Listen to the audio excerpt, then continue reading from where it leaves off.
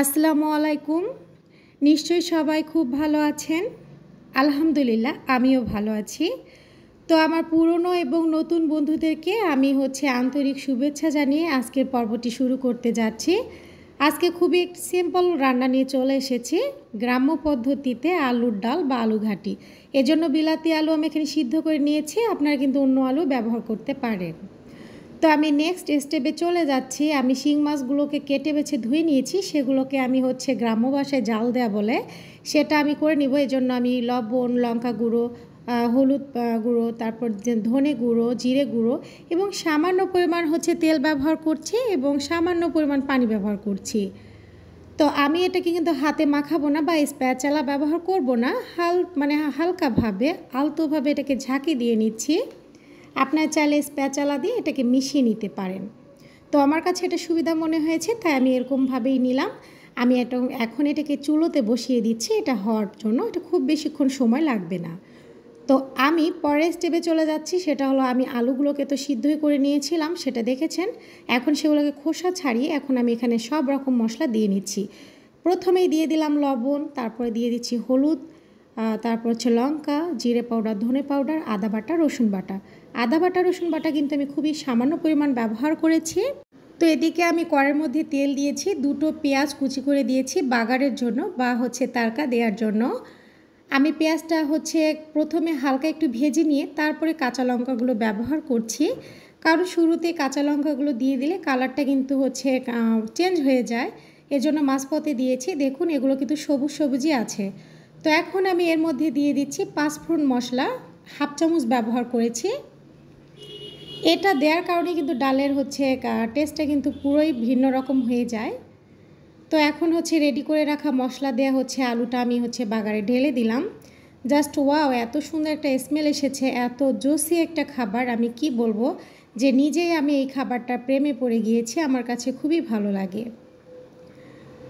তো এদিকে আমার মাছটাও হয়ে গিয়েছে, আমি নামিয়ে নিয়েছি। আমি এখন আলুটাকে খুবই ভালোভাবে বেশ কিছুক্ষণ ধরে আমি নাড়তে থাকবো, ততক্ষণ পর্যন্ত যতক্ষণ এটা থেকে কাঁচা গন্ধটা মশলার না চলে যায়। কারণ এটাতে আমি কাঁচা মশলা ব্যবহার করেছি, বাটা মশলাগুলো। তো আমি খুবই ভালোভাবে এটাকে কষিয়ে নিয়েছি। আপনারা দেখেই নিশ্চয়ই বুঝতে পারছেন এটা কত সুন্দর কালার হয়েছে। এই পর্যায়ে আমি পানি অ্যাড করে দিচ্ছি বেশ খানিকটা, কারণ যেহেতু এটা আলুর ঘাটি অথবা আলুর ডাল হবে, তো এই জন্য আমি বেশ খানিকটা পানি ব্যবহার করেছি। এটা কিন্তু খুব বেশি পাতলা অথবা ঘনও হবে না, মিডিয়াম পর্যায়ে থাকবে। তো ভালোভাবে নেড়ে চেড়ে নিচ্ছি। তো আমি মাঝপথে আলতোভাবে এটাকে নেড়ে চেড়ে দিচ্ছি, কারণ যেহেতু এটা বিলাতি আলু, এটা কিন্তু খুব সহজেই তলাতে লেগে যায়। তো এই পর্যায়ে আমি এখন এর মধ্যে শিং মাছগুলো ঢেলে দিচ্ছি এবং খুবই আলতোভাবে এটাকে নেড়ে চেড়ে দিব, কারণ আপনারা তো সবাই জানেনই শিং মাছ খুবই নরম হয়ে থাকে, ভেঙে যাওয়ার সম্ভাবনা থাকে। তো আলহামদুলিল্লাহ এটা কিন্তু প্রায় আমার হয়ে গিয়েছে। আর অল্প কিছুক্ষণের মধ্যে আমি তরকারিটা কিন্তু নামিয়ে নিব। এটা আর খুব বেশিক্ষণ জাল দেওয়ার প্রয়োজন নাই, সেক্ষেত্রে ঘন হয়ে যেতে পারে। তো আলহামদুলিল্লাহ আমার কিন্তু শিং মাছ দিয়ে আলু ঘাটি বা আলু ডালের রেসিপিটা তৈরি হয়ে গিয়েছে। আমি নামিয়ে নিয়েছি।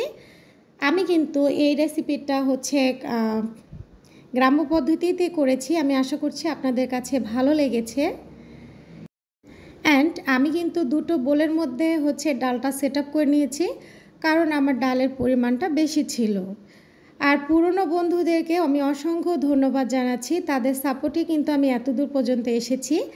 আর নতুনদের উদ্দেশ্যে একটি কথা, আপনারা কি চুপিসারে আমার ভিডিও দেখে চলে যাবেন? না বন্ধুরা, তা করলেই হবে না।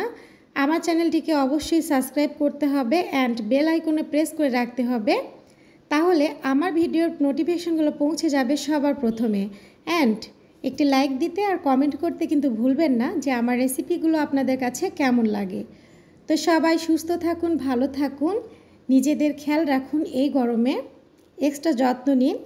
আবারও দেখা হবে নতুন ভিডিওতে, সে পর্যন্তই ভালো থাকুন। আল্লাহ হাফেজ।